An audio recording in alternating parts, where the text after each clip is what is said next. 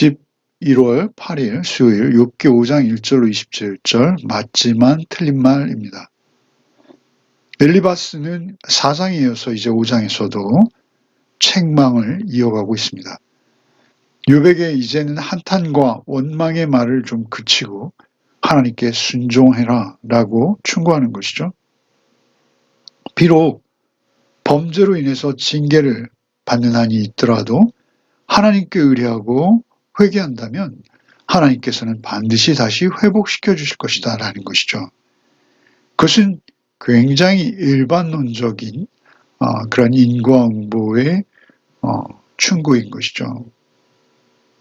물론 창조주 하나님께서는 세상을 그냥 버려두시지 않으며 인간에게 직접 개입하시는 하나님이심에도 불구하고 지금 욥의 사정을 엘리바스는 모르고 있는 것이죠.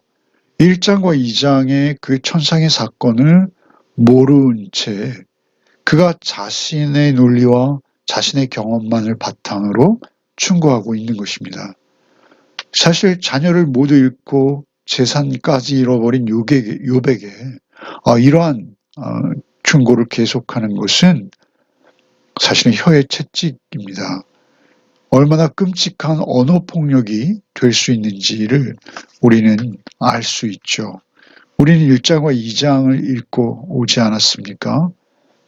엘리바스 역시 우리가 그 원인을 다 알 수 없는 고난이 이 땅 가운데 얼마든지 있을 수 있다라는 것을 알았어야 하는 것이죠. 먼저 1절로 7절을 읽겠습니다. 너는 부르짖어보라. 내게 응답할 자가 있겠느냐? 거룩한 자 중에 내가 누구에게로 향하겠느냐?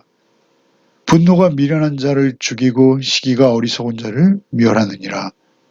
내가 미련한 자가 뿌리 내리는 것을 보고 그의 집을 당장에 저주하였노라. 그의 자식들은 구원에서 멀고 성문에서 억눌리나 구하는 자가 없으며 그가 추수한 것은 줄인 자가 먹되 덫에 걸린 것도 빼앗으며 올무가 그의 재산을 향하여 입을 벌리느니라. 재난은 티끌에서 일어나는 것이 아니며 고생은 흙에서 나는 것이 아니니라. 사람은 고생을 위하여 났으니 불꽃이 위로 날아가는 것 같으니라. 너는 부르짖어보라. 내게 응답할 자가 있느냐? 거룩한 자 중에 내가 누구에게로 향하겠느냐? 그러니까 존경받고 소위 성인처럼 여겨지는 그러한 자로 보일지라도 내가 가서 하소연하면 아무도 응답하지 않는다는 것이죠. 아무도 들어줄 수 없다는 것입니다. 왜 그렇습니까? 2절에 분노가 미련한 자를 죽이고 시기가 어리석은 자를 멸하느니라. 지금 욥 너의 상태는 분노와 시기로 가득 차 있다라는 것입니다. 분노가 미련한 자를 죽이고 시기가 어리석은 자, 미련한 자, 어리석은 자 죽이고 멸한다라는 것이죠. 이 분노와 시기는 잠언에서 특별히 금하고 있는 것들이죠. 그런데 지금 생일을 저주하는 욥은 분노하고 시기에 가득 차 있다라는 것이죠. 왜 나보다 불의한 자들은 저리도 멀쩡한가라고 그렇게 시기한다는 것이죠. 그리고 그 화가 머리끝까지 뻗쳐서 이제 태어난 날까지 저주하는 그러한 죄를 범하고 있다라고 신랄하게 말하는 것입니다. 아주 이젠 4장에 비하면 한층 더 독한 말들을 마구 쏟아내고 있는 것이죠.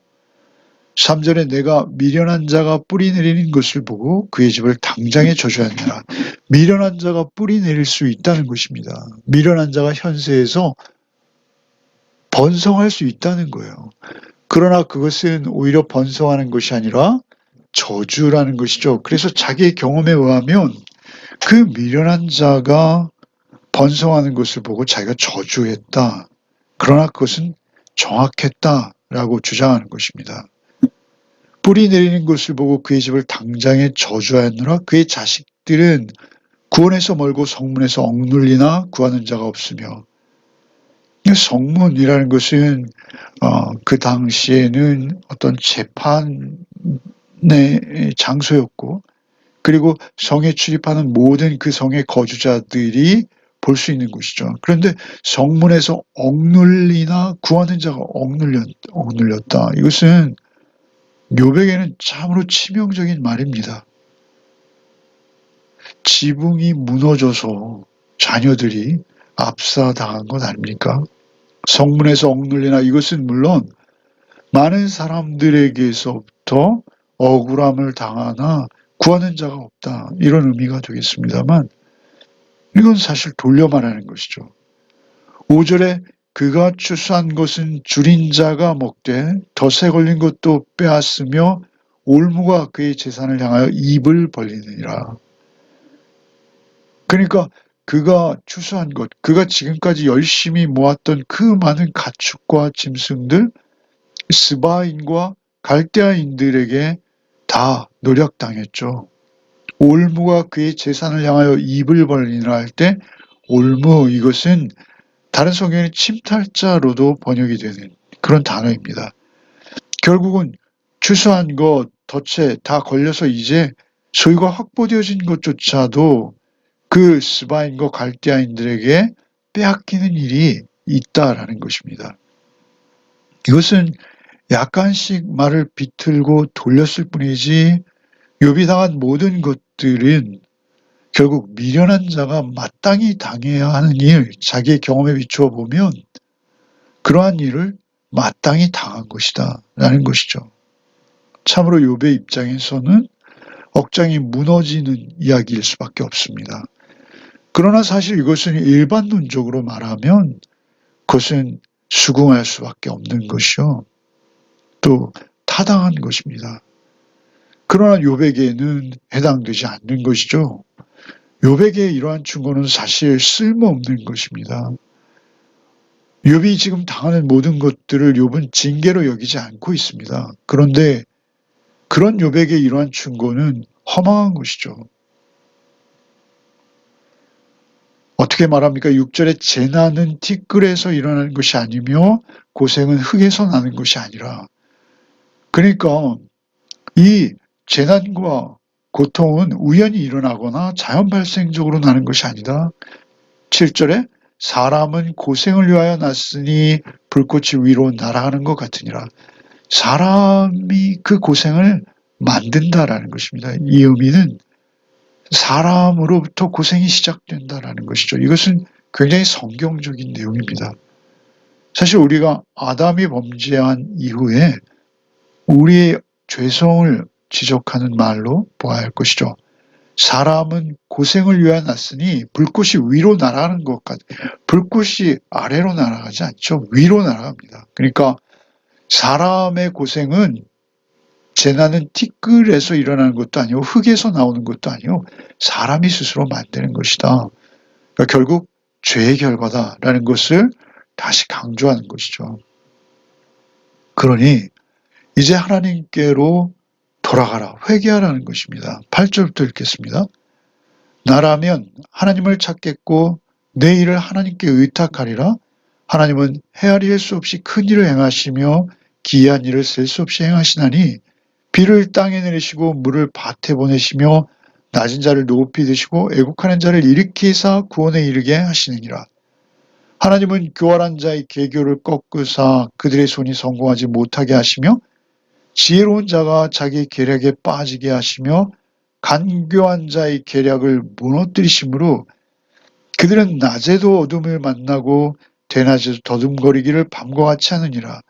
하나님은 가난한 자를 강한 자의 칼과 그의 입에서 또한 그들의 손에서 구출하여 주시나니 그러므로 가난한 자가 희망이 있고 악행이 스스로 입을 다무느니라. 8절에 나라면 하나님을 찾겠다라는 것이죠. NIV 성경에는 이 앞에 but을 넣어서 해석하죠.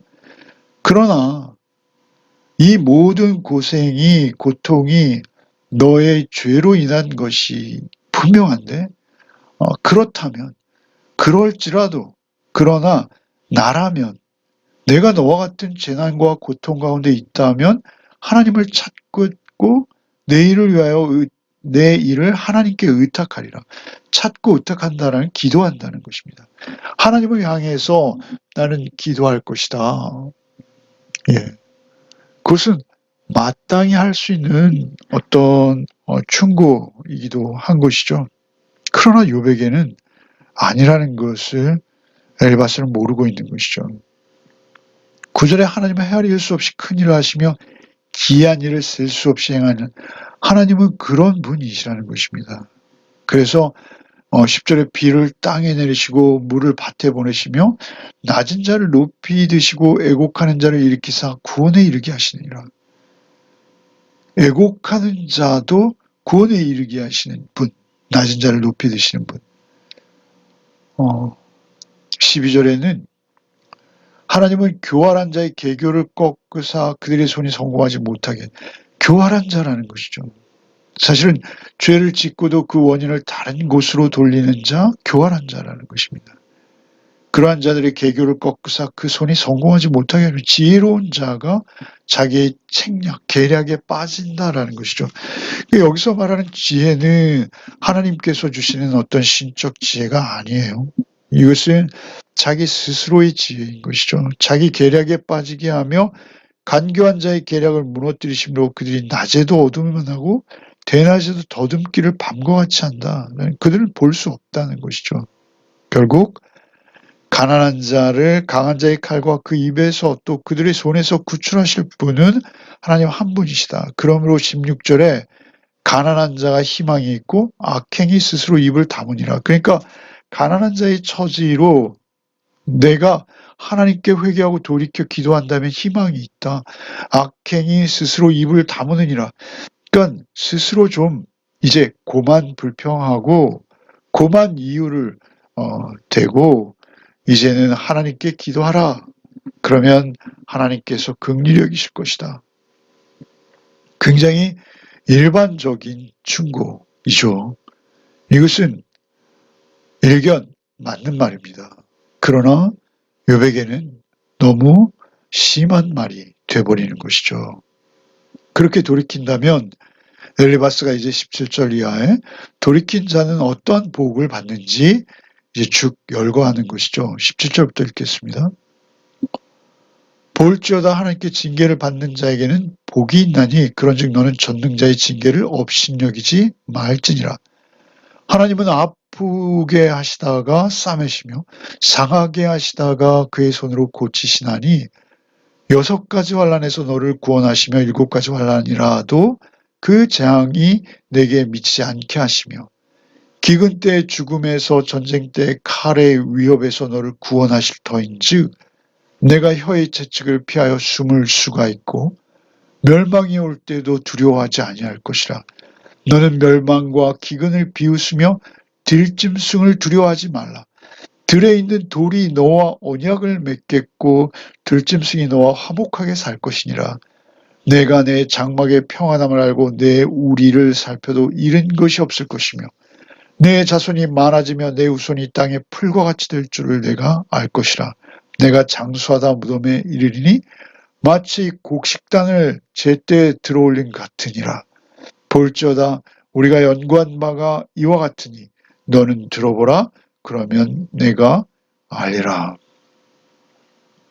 일견 듣기에는 너무나 복된 말씀이죠. 하나님께서 이렇게 축복하시면 정말 원이 없는 것이죠. 17절에 볼지어다 하나님께서 징계받는 자에게 하나님께 징계받는 자에게 복이 있다라는 것이죠. 이것은 연단이라는 것입니다. 오히려 징계가 그에게 복이 되어진다라는 것이죠. 더 성숙해지고 말이죠. 하나님께 징계받는 자에게 복이 있나니 그런즉 너는 전능자의 징계를 업신여기지 말고 인내하며 달게 받으라 라고 말하는 것이죠. 하면서 18절에 하나님은 아프게 하시다가 싸매시며 지금 욥은 아프죠. 질병이 걸려 있습니다.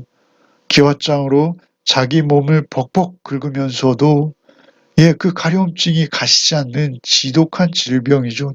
견디기 힘든 질병입니다. 그렇게 아프게 하시다가도 싸매시며 상하게 하시다가도 그의 손으로 고치시는 하나님. 맞습니다. 19절에 6가지 환난에서 너를 구원하시며 7가지 환난, 모든 어떤 환난이나 재앙에서도 너를 구원하실 뿐만 아니라 보호하시는 하나님, 보호하신다는, 너에게 미치지 않게 하시며, 기근 때의 죽음에서, 전쟁 때의 칼 위협에서 너를 구원하여. 전쟁이죠. 스바인과 갈대아인이 칼을 들고 와서 그의 가축들을 빼앗아갔죠. 이것은 족장시대에 있어서는 전쟁입니다. 그 전쟁 때 칼의 위협에서 너를 구원하신다라는 것, 하나님께서만 너를 구원하실 수 있다라는 것이죠. 사실 이것은 틀린 말이 아니죠. 하나님께서는 그렇게 구원하시고 보호하시고 지키시는 분 맞습니다. 그럼에도 불구하고 욥에게는 맞지 않습니다. 욥은 지금 그 원인을 알 수 없는 고통 가운데 있는 것이죠. 너는 멸망과 기근을 비웃으며 들짐승을 두려워하지 말라. 들에 있는 돌이 너와 언약을 맺겠고 들짐승이 너와 화목하게 살 것이라. 들짐승은 인간의 손에 길들여지지 않은 들짐승들을 말하는 것이죠. 그것은 맹수가 될 수도 있고요. 모든 들에 있는 가축이 아닌 짐승들은 그 가축을 키우며 거기에 나는 것들을 수확하는 그러한 목축인들에게는 위협적인 존재입니다. 그 위협적인 존재들이 오히려 화목하게 너와 함께 할 것이다. 얼마나 복됩니까? 그리고 내가 더 복된 것은 장수하다가 26절에 무덤에 들어가고 마치 곡식단을 들 때 그 들어올림 같이 가장 알맞고 적절한 때에 하나님이 너를 부르실 것이다. 볼지어다 우리가 연구한 바 이와 같으니 너는 들어보라. 그러면 내가 알리라 라고 위로하고 있죠. 위로하면서 충고하는 것입니다. 그러나 이것은 위로자의 말은 아닙니다. 그가 말하는 말투나 내용은 사실 훈련자나 어떤 교사와 같은 마치 모르는 자에게 뭔가를 깨우쳐주는 선생 같은 그런 어투이죠. 그러나 사실 욥이 이러한 간단한 지혜들, 어찌 보면 계시적 지혜들, 잠언에서 많이 보았을 듯한 그런 지혜들을 욥이 모르고 있는 것은 아니죠. 오히려 그렇게 성실하게 하나님의 말씀을 따라서 살았던 욥에게 있어서는 사실 이것은 위로가 아닙니다. 오히려 대놓고 친구에게 독소를 퍼붓는 것과 같은 것이죠. 우리가 다 그 원인을 알 수 없는 고난이 우리 주변에는 얼마든지 많이 있습니다. 오히려 우리가 그저 들어주고 옆을 지켜주고 좀 능력과 여유가 되면 실질적인 도움으로 그의 손을 잡아주는 것이 오히려 최선이었을 것이죠. 함부로 섣부른 일반적인 논리를 들이대며 그 원인을 스스로 규명해버리고 그리고 해결책까지 스스로 마음대로 제시한다면 그것은 심각한 언어폭력이 될 수 있고 그리고 오히려 친구를 향한 업신여김이 되어질 수 있다는 것이죠. 오늘도 우리에게 하루의 삶이 주어졌습니다. 하루를 살아가는 동안에 더욱 우리가 신중하고 또 하나님의 성령으로 충만해서 충고하고 누군가를 조언해야 하는 상황 속에서도 우리가 그의 입장을 충분히 생각하고 진정한 위로자 그리고 그에게 실질적인 도움이 되어지는 그러한 복된 하루의 삶이 되시기를 바랍니다. 잠시 기도하겠습니다. 주님 감사합니다. 우리에게 세상에서 우리의 짧은 이성과 논리로 또 쉽게 판단할 수 없는 일들과 사건들이 얼마나 많은 것을 우리가 봅니다. 주님 우리가 항상 그들에게 다가설 때 어떤 훈련자나 교사의 입장이 아니라 참으로 위로자의 모습으로 그렇게 다가설 수 있도록 실질적으로 그들의 손을 잡아주는 이웃이 되어줄 수 있도록 우리에게 지혜를 주시고 성령께서 우리의 말 한마디 한마디 우리의 행위 하나하나를 성령께서 홀로 인도하여 주시옵소서.